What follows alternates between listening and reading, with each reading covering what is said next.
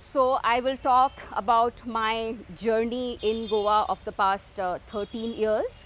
So I had a stable PR career in Bombay. It was a corporate job. I was working with companies and different governments at that point, and it had been almost about 10 years already in that career.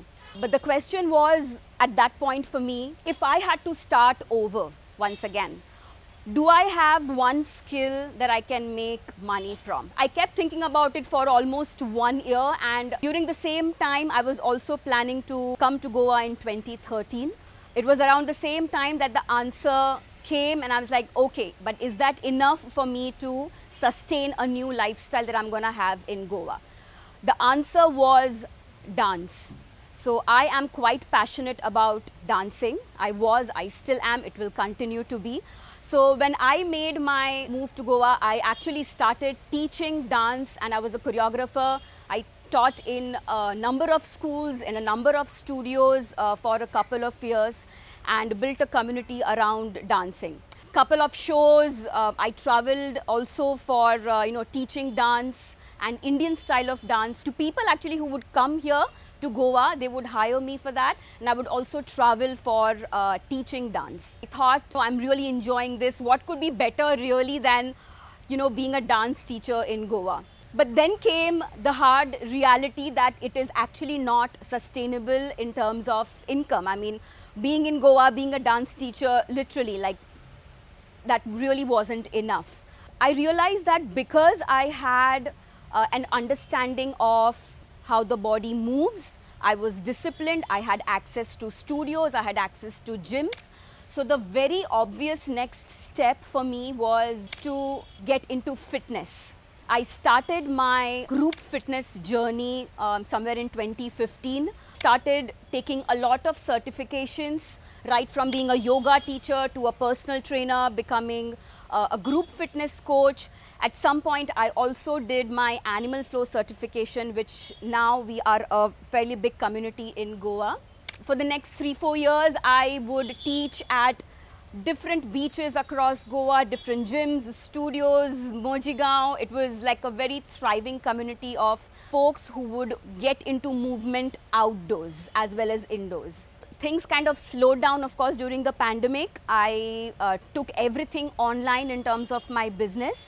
When things started to slowly pick up, I again started teaching my classes at the beach, and we literally were 3-4 people who would show up almost every week on the beach to move in the nature. And then from 3, the community kind of started growing. We became 10 people, 20 people. Today, the Animal Flow community is close to 70 people in Goa.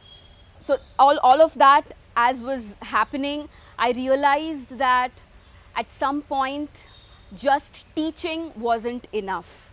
I mean, how much on a daily basis anyway I'm going to continue taking classes as a fitness coach. And that's when I met my current co-founder. I thought I needed a space of my own to build something more permanent, more solid. And that's when we co-founded My Workout Space. 90% of our clientele are women. It's a space where everyone is welcomed. It is on a rooftop, it's open to air, it's got greenery around, it's a no judgment zone.